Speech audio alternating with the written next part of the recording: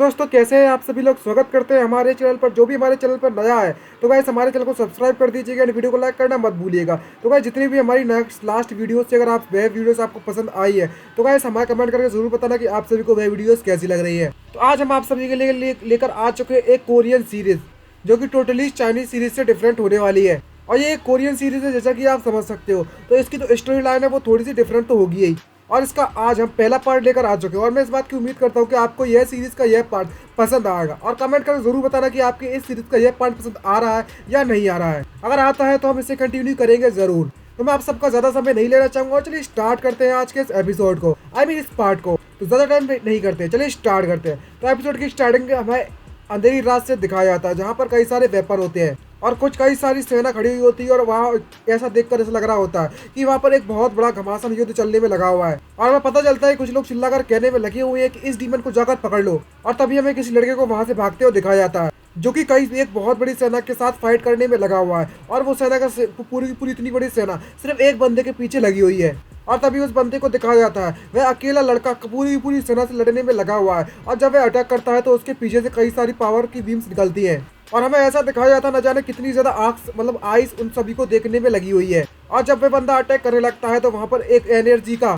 धमाका होता है। तो सामने सिपाही जितनी भी आर्मी होती है वह एक एक करके मरना चालू हो जाते हैं। इसी तरीके से उसकी पावर इतनी ज्यादा होती है कि जो आम सिपाही होते हैं वो उसके सामने बिल्कुल भी टिक नहीं पाते और गाजर मूली की तरह उसे काट दिया जाता है। और उसकी पावर दिन ब दिन पर सेकंड के हिसाब से यूज हो रही होती है उस लड़के की पावर। और उसमें से एक पर्पल कलर का ऑरा निकलना चालू हो जाता है और भी तेज तरीके से। तब वह अपनी स्वॉर्ड को एक इस तरीके से घुमाता है कि जमीन पर जैसे ही मारता है तो वहां पर एक जोरदार धमाका होता है और अपने हाथ को जमीन पर रखने के बाद अपने माना को रिलीज कर देता है, जिसके कारण जो जमीन का हिस्सा होता है उसमें से पर्पल कलर का लावा निकलना स्टार्ट हो जाता है। इसको देखने के बाद जितनी भी आर्मी मेंबर्स होते हैं बहुत ज्यादा डर जाते हैं और उनके पसीने छूट जाते हैं और उन्हें कुछ भी समझ में नहीं आ रहा होता कि आखिरकार यहाँ पर चल क्या रहा है। और तभी एक जोरदार धमाका होता है जमीन में जिसके कारण आसपास कितनी भी सेना होती है वो सिर्फ एक झटके में मारी जाती है और उन्हें कुछ भी पता नहीं चल रहा है कि आखिरकार इसकी पावर कहाँ से आ रही है। और जो लड़का उन सभी पर अटैक कर रहा होता है उसके मुंह से खून निकलते हुए दिखाया जाता है और हमें दिखाया जाता है उसके पीछे कुछ 3 बड़ी बड़ी आंखें निकलकर आ गई हुई होती है। अब ये नहीं पता कि आखिरकार ये कौन है, वो तो हमें आगे चलकर स्टोरी पता चलने वाला है। और इस लड़के के बारे में बताया जाता है कि इसके हाथ में एक स्वॉर्ड ब्लैक कलर की जो कि अपनी मैजिक एनर्जी का इस्तेमाल करने में लगा हुआ है और वो अपने हाथ को जमीन पर रखा हुआ है, जिससे कारण उसके माना के थ्रू कई सारी मैजिक स्पेयर्स जमीन में से निकलने में लगे हुए होते हैं। और इतनी ज्यादा एनर्जी इस्तेमाल करने के बाद इसका चेहरा काफी थका थका लग रहा है और वह अपने आप को सहारा देने के लिए अपनी स्वॉर्ड को वहीं पर रख देता है। और तभी वह लड़का थोड़ा सा आराम करता है तभी उसे किसी के आने की आहट सुनाई देती है और तभी हमें किसी का पैर दिखाया जाता है जो कि उस लड़के की तरफ बढ़ रहा है। और जहाँ पर हमें एक लड़की को दिखाया जाता है जो कि उस लड़के के पास आकर कह रही होती है आखिरकार तुमने इस तरीके का डिसीजन क्यों बनाया है। और वह लड़की चिल्ला कर उस लड़के से कह रही होती है कि आखिरकार तुमने एक डेविल के साथ डील क्यों की और हमें तुमने इतना ज्यादा बड़ा धोखा क्यों दिया। और तभी हमें इस लड़के का नाम बताया जाता है। इस लड़के का पूरा नाम होता है नॉक्स रॉन वैन हावर। वैन हावर इतना बड़ा नाम तो मुझसे ना बोला जाएगा भाई लोग, अब आप लोग समझ जाओ और पढ़ लेना वगैरह वगैरह, पर इसको हम नॉक्स कहकर बुलाने वाले हैं। तभी हमें नॉक्स को दिखाया जाता है जो कि आसमान की तरफ देखता है और उससे क्या लगता है क्या मैंने तुम्हें सच में धोखा दिया है। और तभी वे अपने चेहरे को नीचे झुकाते हुए काफी तो उदास सा दिख रहा होता है और उससे क्या लगता है तुमने बिल्कुल सही कहा। अब मुझे समझ में आया कि जो चीज मैं कर रहा हूँ वो तुम्हारे लिए भी एक धोखा ही होगा,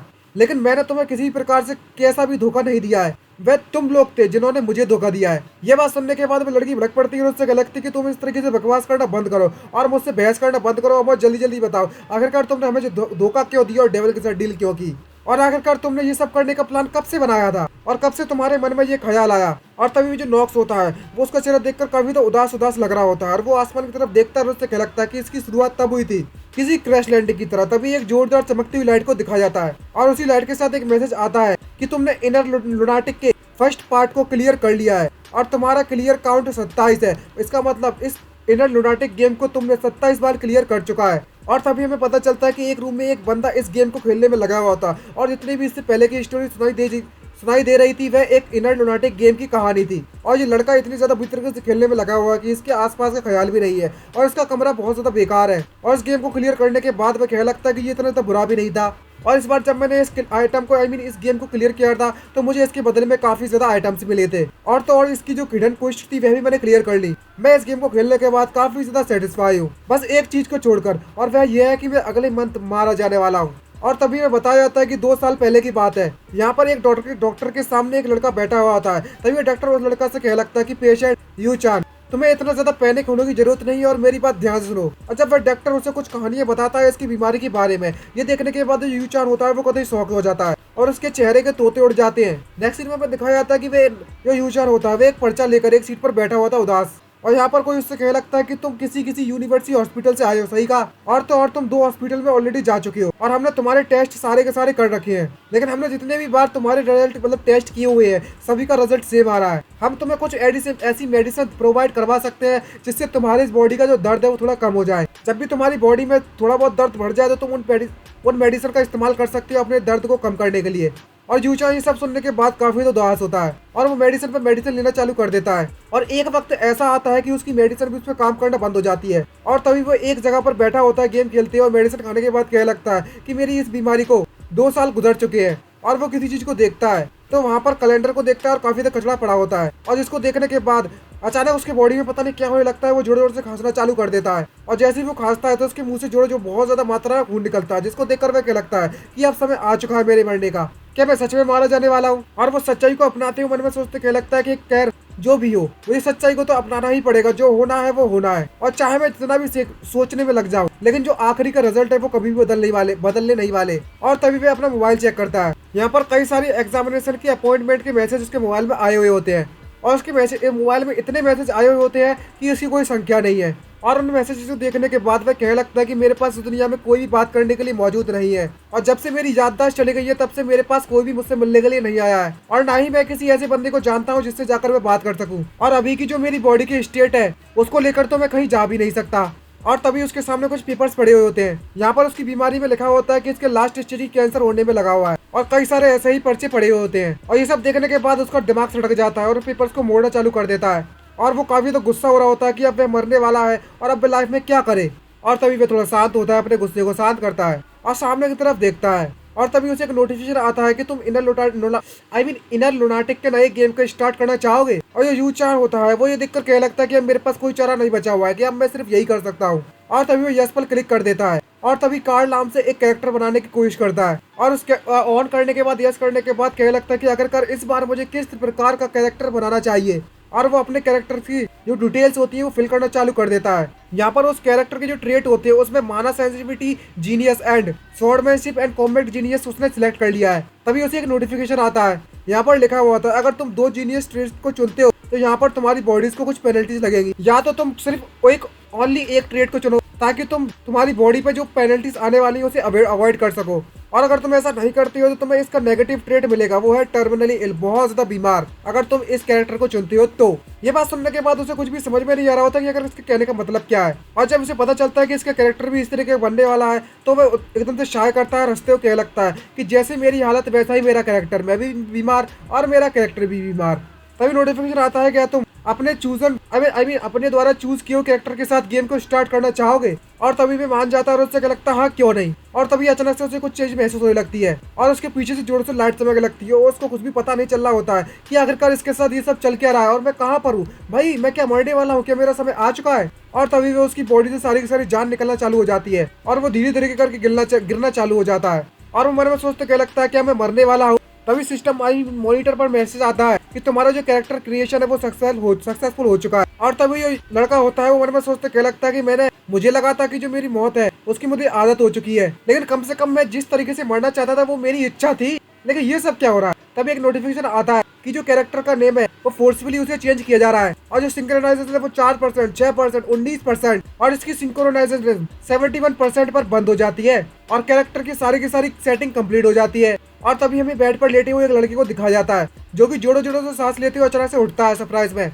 और उसे कुछ भी समझ में नहीं आ रहा होता कि आखिरकार मेरे साथ क्या चल रहा है। और जब ये आसपास देखता है तो वो थोड़ी कंफ्यूज हो जाता है और कहने लगता है आखिरकार मैं कैसी जगह पर हूँ, और बताता है कि जैसे ही मैं उठा तो मुझे यहाँ पर डेजा वू जैसी फीलिंग आ रही थी, क्या कुछ ऐसा पॉसिबल हो सकता है कि जहाँ कुछ तो गड़बड़ है। और तभी बताता है कि मुझे उस समय पर रियलाइज हुआ कि मैं जो कैरेक्टर मेरे द्वारा सबसे ज्यादा बेकार कैरेक्टर बनाया गया था, मैं उसी कैरेक्टर के रूप में आ चुका हूँ एक दूसरी दुनिया में, और इस कैरेक्टर का नाम नॉक्स है। जैसा कि स्टार्टिंग में आप सभी लोगों ने देखा ही था कि हमें नॉक्स के बारे में बताया था थोड़ा बहुत, और वे जब अपने आप को जो बंदा मारा गया था वही इस बॉडी में आया हुआ है। एक बात और बता दूं आपको, और उस बॉडी को अब अपनी इस बॉडी को देखता तो क्या लगता है क्या ये गेम कैसा है भाई, ये सब क्या चल रहा है मेरी जिंदगी में अब। और मन में सोचते क्या लगता है कि मुझे नहीं पता आखिरकार जो मेरी स्क्रीन पर टेक्स्ट आया हुआ था वो क्यों पॉपअप हुआ, और बताता है कि जो मेरी बिगनिंग थी वो एक क्रैश के साथ स्टार्ट हुई थी और अब मैं एक नई दुनिया में आ चुका हूँ। यहाँ पर मेरा नाम नॉक्स वैन रेनहॉफर है और बताता है कि ये इनर लुनाटिक की एक फैमिली है और ये एक डार्क रेनोवर्ड फैमिली है। और तो और इस दुनिया के सबसे ज्यादा बेकार क्रिमिनल्स के द्वारा जो ऑर्गेनाइजेशन बनाई गई है, इसी चीज से हम लुनाटिक के नाम से जानते हैं। और जो रेनहॉफर की फैमिली के जो यंगेस्ट है उसके 5 सिबलिंग्स हैं और इस पूरी की पूरी फैमिली में टैलेंटेड बच्चों का जन्म हुआ है जो कि मैजिक एंड स्वॉर्डमैनशिप में काफी ज्यादा टैलेंटेड है अपने एज के हिसाब से। लेकिन जिस कैरेक्टर में मैं घुसा हुआ हूँ वो उसका नाम नॉक्स है और जो नॉक्स था वो इस फैमिली का नालायक, नल्ला और बेकार बंदा था जिसके पास किसी प्रकार का कोई भी टैलेंट मौजूद नहीं है। और इसी कारण वजह से जो नॉक्स था वो इस दुनिया से काफी ज्यादा नफरत करने लगा क्योंकि इसके पास किसी प्रकार का कोई भी टैलेंट नहीं था। और आखिर में आकर इसने एक डेविल के साथ कॉन्ट्रैक्ट बना लिया जो कि इस पूरी की पूरी दुनिया में बैंड था। और उसी समय से वह नॉक्स इस इनर लुनाटिक गेम का सबसे ज्यादा खतरनाक विलन बन गया था। और जरा मुझे देखो, मैं नॉक्स की बॉडी में आ चुका हूँ और ये सोचते सोचते उसके पसीने छूट रहे होते हैं और क्या लगता है कि ये किसी प्रकार का सपना है। और तभी अचानक से उसके सामने एक और स्क्रीन पॉपअप आती है और एक नोटिफिकेशन आता है। यहाँ पर इसकी बेसिक इंफॉर्मेशन के बारे में हमें कुछ जानकारी दिखाई जाती है। इसका नाम नॉक्स है, इसका जो जेंडर है वह मेल है और ये 14 साल का है, ह्यूमन। और इसकी जो मेन एलिमेंट है वह डार्कनेस है और इसकी जो अकम्पलिशमेंट है वो कोई कुछ भी नहीं है, खाली है। इसको देखने के बाद जो नॉक्स होता है वो कहते हैं एक्साइटेड से भर जाता है और उससे क्या लगता है क्या मुझे एक स्टेटस विंडो मिली हुई है जिसमें इसकी स्टेटस विंडो में स्टेमिना 2, माना 9, 9 लाख 7, विल 10 और 4 25 होता है। इसको देखने के बाद वो भरोसा नहीं कर पाता और चिल्लाता है। उससे क्या लगता है कि आखिरकार मेरे स्टेट्स के साथ क्या दिक्कत है, मेरा स्टेमिना बस 2 है। और तो और जरा मेरे इस नेगेटिव ट्रेट को देखो तो जरा। और उसका जो न्यूट्रल होता है वर्ड रिविलेशन नेगेटिव होता है, बहुत ज्यादा बुरी तरीके से बीमार और वीक होने का कर्ज लगा होता है और हमेशा वक्त वक्त पर बीमार पड़ता रहता है और उसके हाथ हमेशा ठंडे रहेंगे और हाथ पैर। इसको देखने के बाद मन में सोचते क्या लगता है कि जिस कैरेक्टर को मैंने अभी भी डिजाइन किया था क्या वही कैरेक्टर में मैं आ गया हूँ और सारे के सारे ट्रेड्स भी वही है। मैं अपनी रियल लाइफ में भी बिल्कुल बहुत ज्यादा बुरी तरीके से बीमार था और जब मैं दूसरी दुनिया में आ चुका हूँ तो मैं इस दूसरी दुनिया में भी बुरी तरीके से बीमार हूँ। मुझे नहीं पता आखिरकार मेरे साथ ये सब क्यों और कैसे हो रहा है, लेकिन अगर मैं पिछली बारे में सोचा जाए तो मुझे एक बात जरूर समझ में आई है। मैं एक ऐसा कैरेक्टर बनाना चाहता था जो बिल्कुल मेरी ही तरह हो, एक ऐसा कैरेक्टर जो कि मेरी तरह बहुत ज्यादा बीमार हो, जो कि लगभग लगभग मरने ही वाला था और उसके पास कोई भी डिपेंड करने के लिए नहीं था, जो कि पूरी दुनिया में अकेला है। लेकिन मुझे इसके बारे में बिल्कुल भी नहीं पता था कि मैं उस कैरेक्टर में बदल जाऊंगा। तभी एक नोटिफिकेशन आता है कि तुम्हारे पास मेल बॉक्स में एक अनरीड मैसेज पड़ा हुआ है, मेल पड़ा हुआ है, क्या तुम इसे चेक करना चाहोगे। इसको देखने के बाद नॉक्स से कहने लगता है क्या एक अनरीड मेल, और तभी उस मेल में लिखा होता है यूचार। नहीं, शायद मैं गैस कर सकता हूँ, मतलब मुझे गैस करना चाहिए कि मुझे तुम्हें बुलाना चाहिए आपसे नॉक्स। सही कहा मैंने। ये बात सुनने के बाद जो यूचार होता है वो कभी शॉक हो जाता है और उससे क्या लगता है आखिरकार तुम्हें इसके बारे में कैसे पता, मेरे नाम के बारे में। और बताया जाता है इसकी पास्ट के बारे में, इसकी मतलब उस लाइफ के बारे में, मॉडल वर्ल्ड के बारे में। और बताता है कि मेरा नाम यूचान है और ये जो नाम है मेरे पेरेंट्स के द्वारा रखा गया था, जिनके घर के बारे में मुझे कुछ भी नहीं पता हुआ है। और जिस भी इंसान ने, जिस भी बीइंग ने मुझे इस दुनिया में पटका है, मतलब लाया हुआ है, क्या वे इस बात को जानता है कि मैं अपने पास्ट को बिल्कुल भी याद नहीं कर सकता। तभी सिस्टम में एक नोटिफिकेशन आता है कि तुम मुझे बिल्कुल भी याद नहीं कर पाओगे, लेकिन मैं तुमसे एक बात जरूर कहना चाहूंगा कि काफी समय बाद मिले। ये बात सुनने के बाद नॉक्स भी कभी सरप्राइज हो जाता है, जहाँ पर एक और मैसेज आता है कि तुमने 2 सालों में काफी ज्यादा कड़ी मेहनत की है और तुम इस बात को डिजर्व करते हो कि तुम यहाँ पर आए हो और तुम्हारा दोबारा से स्वागत किया जाता है। और जब ये वेलकम बैक सुनता है तो वो कभी शॉक हो जाता है और दिमाग हिल जाता है और कुछ भी समझ में नहीं आ रहा कि आखिरकार चल क्या रहा है और क्या लगता है कि आखिरकार ये सिस्टम मेरा स्वागत क्यों कर रहा है वापस। क्या मैं पहले इस दुनिया में आ चुका हूँ। और सिस्टम के इस तरीके की जब नोटिफिकेशन सुनता है तो वो कह लगता है कि तुम्हारे कहने का मतलब है कि मैं अब अपने ओरिजिनल वर्ल्ड में नहीं हूँ, आई मीन पुराने वर्ल्ड में नहीं हूँ अभी, और तुम कह रहे हो कि अब से और यही से, आज से और अभी से, अब से मेरी यही रियलिटी है और यही सच्चाई है मेरे लिए। ऐसा बिल्कुल नहीं हो सकता। और तभी नोटिफिकेशन में मैसेज आता है कि मुझे पता है कि तुम मेरी आइडेंटिटी के बारे में जानना चाहते हो, लेकिन मैं अभी इस समय पर तुम्हें कुछ भी नहीं बता सकता, मैं बस तुम्हारी मदद करना चाहता हूँ। ये बात सुनने के बाद नॉक्स को भरोसा नहीं हो रहा होता है और सरप्राइज होता है और यहाँ पर वो सिस्टम मुझे बता रहा होता है कि तुम्हें एल्डेन अकेडमी को ज्वाइन करना है। वहाँ पर उस अकेडमी में ज्वाइन करने के बाद तुम्हें अपनी खुद की फोर्स खड़ी करनी होगी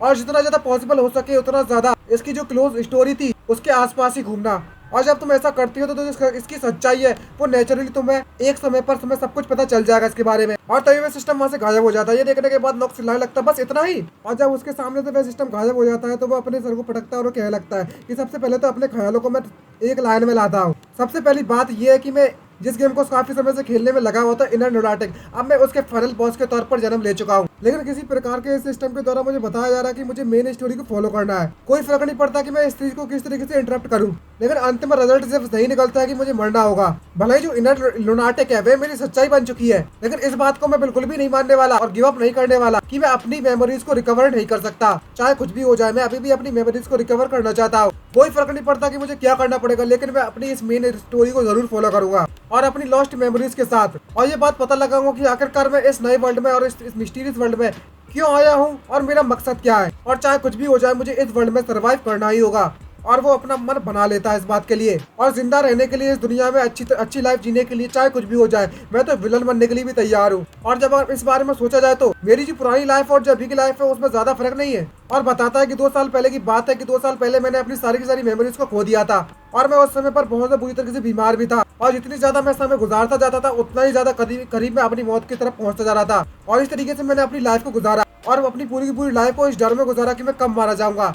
और बस मेडिसन पे अपनी बाकी लाइफ गुजारी। बस अब जब से मैं इस दुनिया में आया हुआ हूँ, बस इसकी सेटिंग बदली हुई है, लेकिन बीमार तो मैं अभी भी हूँ और मेरी मेमोरी भी नहीं है। जिस वर्ल्ड को मैं जानता हूँ, बस उसकी सेटिंग बदल दी है और कुछ भी नहीं किया है। और तभी सिस्टम से पूछता है कि आज की डेट क्या है, तभी उसमें सिस्टम बताता है कि आज फरवरी 14 है 1822। इसको देखने के बाद नॉक्स कहने लगता है कि इसको देखकर ऐसा लगता है कि अब मेरे पास ज्यादा समय नहीं बचा है। क्या ना अब मैं इस 28वें अटेम्प्ट क्लियर करने का जो अटेम्प्ट है उसे स्टार्ट किया जाए मेरे। यानी कि आपने पहले देखा ही होगा कि यहाँ पर बताया गया था कि इसने 27 बार इस गेम को क्लियर कर रखा है। तो अब इसका समय आ चुका है रियलिटी के साथ मिलाने के बाद कि अब ये 28वां ट्राई करने वाला है। और वह अपने दरवाजा खोलता है, और जैसे ही वह दरवाजा खोलता है तो उसकी जो हाथों की हड्डियां होती है वो टूट जाती है और फ्रैक्चर पड़ जाता है उसमें। ये देखने के बाद वह भी सरप्राइज हो जाता है और नोटिफिकेशन आता है कि तुम्हारे जो नेगेटिव ट्रेट है वो एक्टिवेट हो चुके हैं, और इतनी ज्यादा बीमार होने के कारण तुम्हारी बॉडी, तुम्हारा जो हाथ है उसकी हड्डियों में परेशानी खड़ी हो गई है, और इसे ठीक करने के लिए तुम्हें काफी ज्यादा आराम करना पड़ेगा और हील करना पड़ेगा। और इस बात पर अपने हीरो यानी कि नॉक्स को बिल्कुल भरोसा नहीं हो रहा था, ये हीरो या विलन पता नहीं।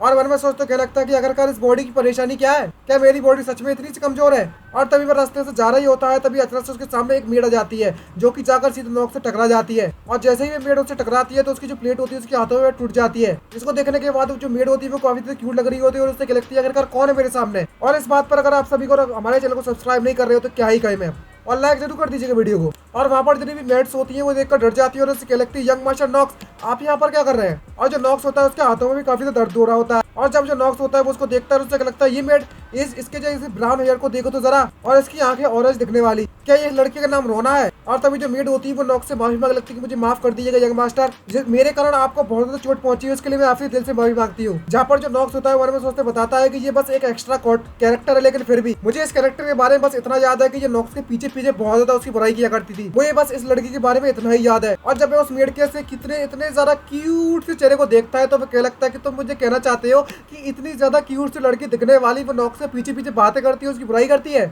मुझे इस बात पर बिल्कुल भरोसा नहीं हो रहा। तभी नॉक्स उस मेड के नजदीक आता है रोना के, और उससे क्या लगता है कि मैं इस बार तो मैं माफ कर देता हूँ, लेकिन अगर फ्यूचर में तुमने फिर से इस तरह की कोई भी हरकत की और इस तरह की गलती कर दी तो तुम इस बात को याद रखना। ये बात सुनने के बाद मेड काफी ज्यादा डर जाती है और उसके एक्सप्रेशन काफी ज्यादा घबराने वाले होते हैं, और उससे क्या लगती है यंग मास्टर ठीक है आज के बाद किसी प्रकार की कोई भी गलती नहीं करने वाली। और जब इधर उधर देखता है तो क्या लगता है यहाँ पर इतनी ज्यादा शांति क्यों बनी हुई है, और यहाँ पर आसपास की बटलर और इतनी भी मेड्स होती है देखकर कभी शौक होती है, उनके मुंह फटे के फटे रह जाते हैं, और वो किसी चीज को देखकर कभी शौक होती है सभी की सभी। और वो नॉक्स को देखकर सब लोग डरने में लगे हुए हैं। तभी नॉक्स मन में सोचते क्या लगता है, हाँ मुझे याद आया, मुझे तो यहाँ पर क्रेजी बनने की एक्टिंग करनी चाहिए। नॉक्स आखिरकार तुमने किस तरीके की जिंदगी जी अपनी। तभी जो रोना होती है, जो मेड होती है, वो उससे पूछने लगती है वैसे एक बात बताइए यंग मास्टर कि आखिरकार आप इतनी सुबह सुबह कहाँ जा रहे हैं। तभी नॉक्स उससे कह लगता है कि मैं प्रैक्टिस हॉल जा रहा हूँ। ये बात सुनने के बाद किसी मेड को उस बात पर विश्वास नहीं होता और सभी शौक हो जाते हैं। और तो और नॉक्स रोना को भी कहता है कि हे रोना तुम मेरे साथ आओगे। ये बात सुनने के बाद रोना शौक हो जाती है, और भाई साहब वो तो कतई इतने पसीने छूट जाते डर के मारे कि अगर इसके साथ होने क्या वाला है।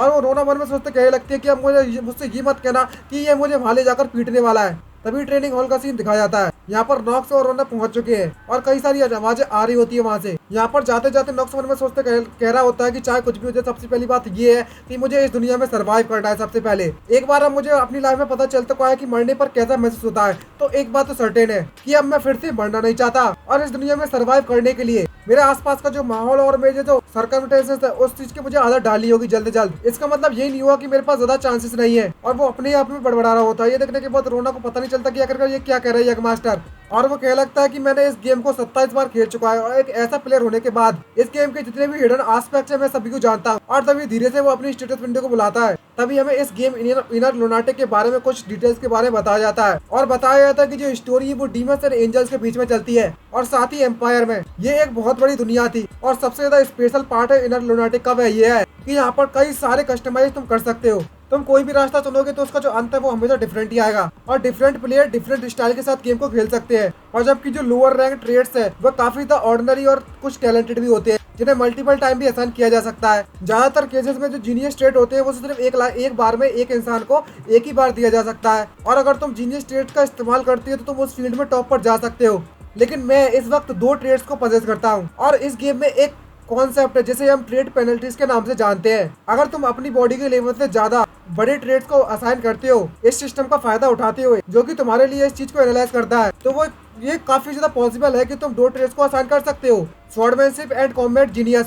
अगर तुम इसका इस्तेमाल करते हो तो इससे तुम्हें स्वॉर्ड स्किल्स मिल जाएंगी और ऐसा होता है तुम स्वॉर्डमैनशिप के पीक पर पहुंच जाओगे। और दूसरी तरफ माना सेंसिटिविटी जीनियस के नाम से भी लोग जाने जाते हैं जो कि अपनी इनसेंसिटिविटी के लिए जाने जाते हैं, जो कि माना को काफी ज्यादा अच्छी तरीके से सेंस कर सकते हैं और यूज कर सकते हैं और उनका जो स्पेल कास्टिंग होती है उन्हें ज्यादा समय नहीं लगता है और काफी ज्यादा पावरफुल स्पेल भी कास्ट कर सकते हैं। और यहाँ पर कई ऐसे ट्रेड्स है जो कि काफी ज्यादा यूजफुल काफी ज्यादा फायदेमंद है। यहाँ तक कि एक मेन कैरेक्टर का जो पर्क्स है जो कि इनसाइड के नाम से जाना जाता है वह तुम्हें अलाउ करता है कि तुम दूसरे कैरेक्टर की विंडो को देख सकते हो और अगर तुम्हारे पास मास्टर ऑफ एक्टिंग का ट्रेड होता है तो तुम किसी भी सिचुएशन में एक्ट कर सकते हो, जो कि मेरी अभी की सिचुएशन में काफी ज्यादा यूजफुल है। और स्टील मेंटेलिटी का इस्तेमाल तब किया जाता है जब हम किसी के द्वारा किसी के साथ बैटल करते हैं और इस ट्रेड का इस्तेमाल करते हुए जो यूजर होता है उसके जो बॉडी एक्सप्रेशन होते हैं वो बिल्कुल भी डगमगाते नहीं है और उनका माइंड हमेशा शांत रहता है। लेकिन इसमें बस एक परेशानी है मुझे, अब जो नेगेटिव ट्रेड्स है उसके बारे में क्या करूँ। अगर इतने ज्यादा ट्रेड्स लिए हैं तो मुझे नेगेटिव तो झेलना पड़ेगा और तो नेगेटिव के तौर पर मुझे बहुत ज्यादा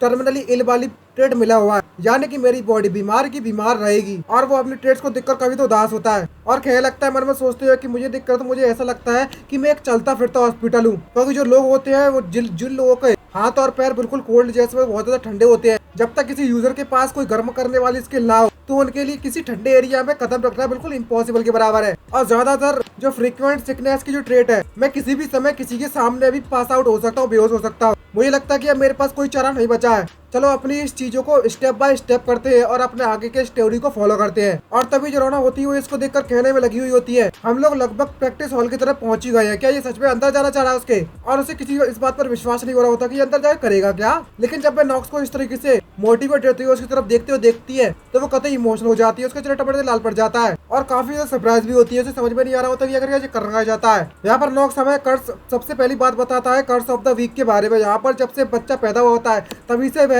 वीक पैदा होगा और तुम्हारी जो ग्रोथ रेट है वो आधी हो जाएगी, मतलब डबल मेहनत कर सिर्फ आधा ही रिजल्ट मिलेगा। और सबसे पहले मुझे इस कर्स ऑफ द वीक से छुटकारा पाना होगा किसी तरीके से और तभी हमें किसी को प्रैक्टिस करते हुए दिखाया जाता है नेक्स्ट सीन में। यहाँ पर हमें प्रैक्टिस करते दिखाया जाता है नॉक्स को, जो कि कह रहा होता है कि मैं चाहे जितनी बार भी सोच लूं मैं सिर्फ एक ही कंक्लूजन पे पहुंचता हूँ अंत में आकर कि मेरी तो लंका लग गई। और वो बार बार स्वॉर्ड घुमाने की कोशिश करने लगता है लेकिन इसकी बॉडी इतनी ज्यादा कमजोर होती है कि वो जैसे स्वॉर्ड घुमाता है तो इसकी हालत खराब हो जाती है और उसके पतले छूटने लगते हैं और क्या लगता है बिल्कुल वैसा ही महसूस हो रहा है जैसे कि मैंने अभी स्टार्ट किया है रीडिंग करना स्टोरी को। और वो कुछ देर घुमाने के बाद स्वॉर्ड को वहीं पर स्वॉर्ड छोड़कर वहीं पर पड़ जाता है, लेट जाता है और कह लगता है कि चाहे इतना भी सोच लूं आखिर में रिजल्ट मेरा यही आ रहा है। और हमें पता चलता है कि इसकी बॉडी इतनी ज्यादा कमजोर है कि वो 10 बार भी स्वॉर्ड को स्विंग नहीं कर सकता।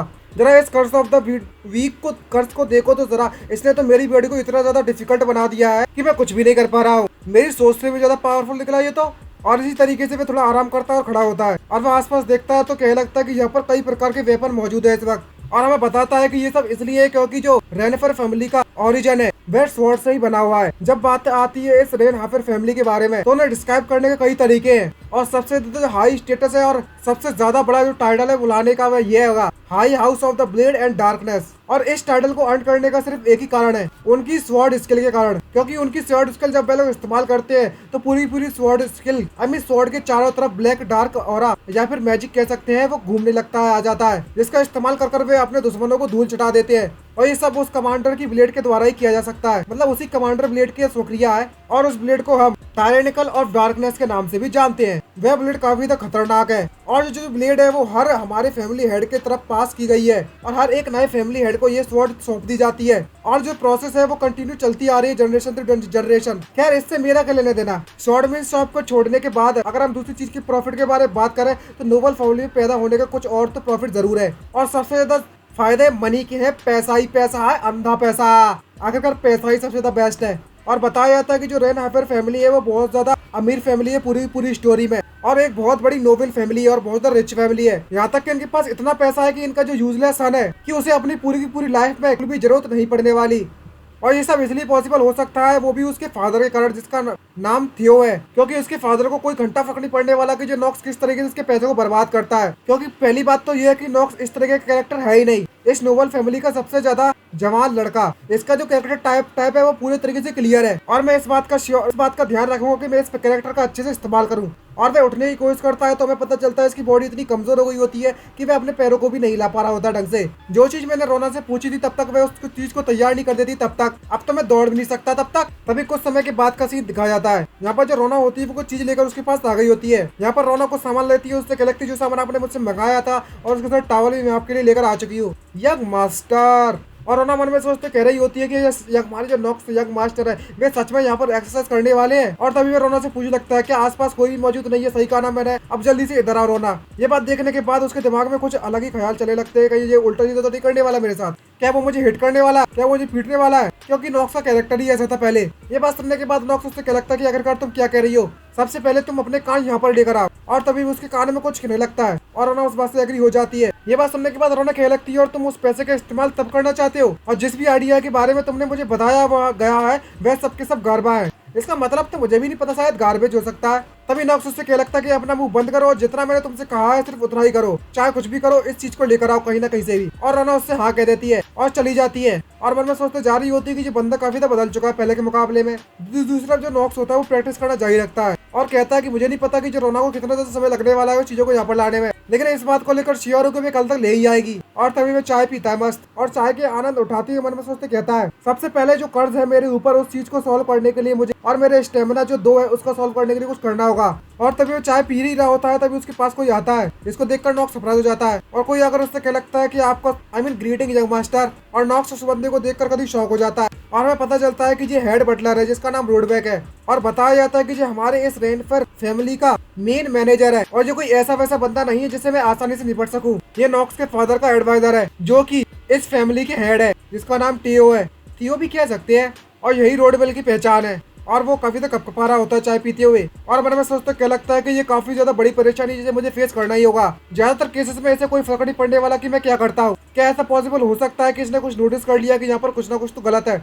और तभी वह कप को नीचे रखता है और कहता है अपने मन में ही सोचते हुए कि मेरे पास इससे निपटने के मेरे खुद के तरीके हैं। और नॉक्स उससे एक्टिंग मोड को एंड करने के बाद कहने लगता है कि तुम यहाँ पर क्या करने में लगे हुए हो जबकि तुम्हें हमारे फैमिली हेड को सर्व करना चाहिए था। और वह बटलर उससे बताने लगता है कि उन्हीं के ऑर्डर पर मैं यहाँ पर आया हुआ और तुम्हें एक न्यूज बताना चाहता हूँ। ये बात सुनने के बाद नॉक्स उससे क्या लगता है न्यूज, किस तरह की न्यूज। और बटलर उससे कह लगता है कि मुझे ऑर्डर दिया गया है कि मैं तुम्हें यह आदेश बता दूं कि आज रात के डिनर पर तुम्हें आना है। ये बात सुनने के बाद नॉक्स का सरप्राइज हो जाता है और काफी लगता है और कह लगता है मुझे इस फैमिली के बारे में ज्यादा कुछ नहीं पता है और वह बंदा मेरे साथ डिनर करना चाहता है। और नॉक्स डायरेक्टली मना करते हैं, उससे कह लगता है कि उसे बता देना कि मैं आज नहीं आने वाला। लेकिन बटलर भी मन में सोचते कह लगता है कि मुझे भी नहीं पता हुआ कि जो हमारे मास्टर है उन्होंने यंग मास्टर को आज के रात के डिनर पर क्यों बुलाया है। यहाँ पर बटलर उसे बताता है कि जो स्टेनल फैमिली की लेडी है वह यहाँ पर विजिट करने वाली है और देखकर पता चलता है कि वह यहाँ पर नाइट ट्रेनिंग के लिए आ रही है और अगर आप यंग मास्टर उस डिनर में पार्टिसिपेट नहीं करते हैं तो मैं इस बात को लेकर सर्टेन हूँ कि जो मेरे मास्टर है वो काफी तो गुस्सा हो जाएंगे।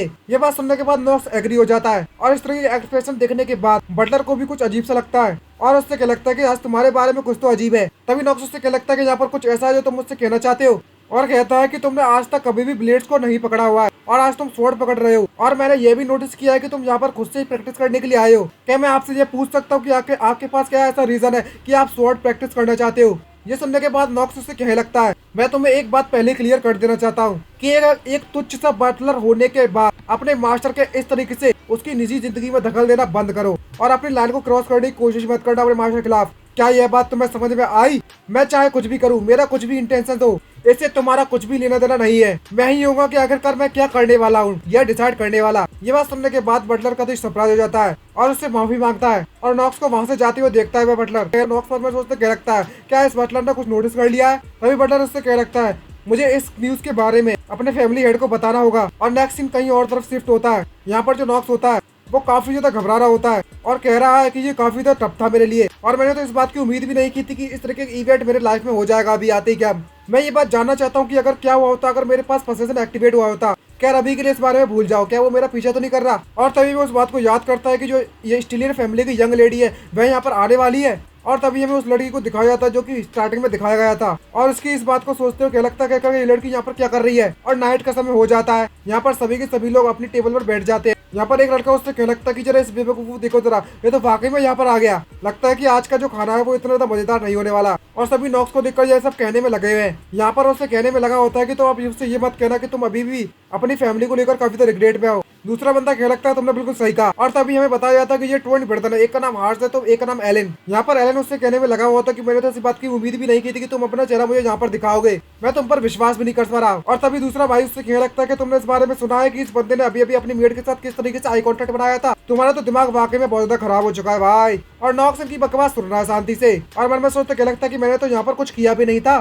तभी किसी को अंदर आते हुए दिखाया जाता है। यहाँ पर उसके फादर आ जाते हैं नॉक्स के और हमें पता चलता है कि थियो आ जाता है और उस सभी से क्या लगता है कि तुम्हें देखकर लगता है कि तुम सभी लोग यहाँ पर आ चुके हो। और मन में सोचते हुए जो नॉक्स होता है वो क्या लगता है लो आ गया नॉक्स का फादर यहाँ पर। और तो और उसके साथ एक लड़की भी आई हुई है और वह लड़की अपना इंट्रोड्यूस कराती है और कह लगती है कि मेरा नाम टालिया स्टीनर है और आप सभी से मिलकर मुझे काफी अच्छा लगा। यहाँ पर नॉक्स के फादर सभी को बताते हैं और इंट्रोड्यूस कराते हैं कि जो स्टीनर फैमिली के यंग लेडी है उन्होंने यहाँ पर नाइट की ट्रेनिंग की प्रैक्टिस करने के लिए यहाँ पर आई हुई है। तो इसी कारण से जो टालिया है वो वहाँ का जो समय है ट्रेनिंग का वह हमारे साथ ही गुजारेगी। ये बात सुनने के बाद दोनों के दोनों जो ब्रदर होते हैं ट्विन वो सरप्राइज होते हैं और कह लगते हैं कि नाइट प्रैक्टिस। यहाँ पर उसके फादर उससे कह लगते हैं कि तुम सभी के सभी लोग उसे अपने हिसाब से वेलकम कर सकते हो। तभी हमें टालिया के बारे में कुछ बताया जाता है कि ये इनर लुनाटिक गेम की हीरोइन है और एक ऐसा कैरेक्टर जो फ्यूचर विलन को अपोज करने वाली और उसके साथ फाइट करेगी। और ये वही लड़की है जो कि मेरे छाती में अपनी स्वॉर्ड को घुसेड़ने वाली फ्यूचर में। और इसी के साथ हमारा ये पार्ट खत्म होता है। आई होप हमारी वीडियो आप सभी को अच्छी लग रही है तो चैनल को सब्सक्राइब करना मत भूलिएगा एंड वीडियो को लाइक जरूर कर दीजिएगा और कमेंट करके अपनी राय जरूर बताना कि आप सभी को यह सीरीज कैसे लगी।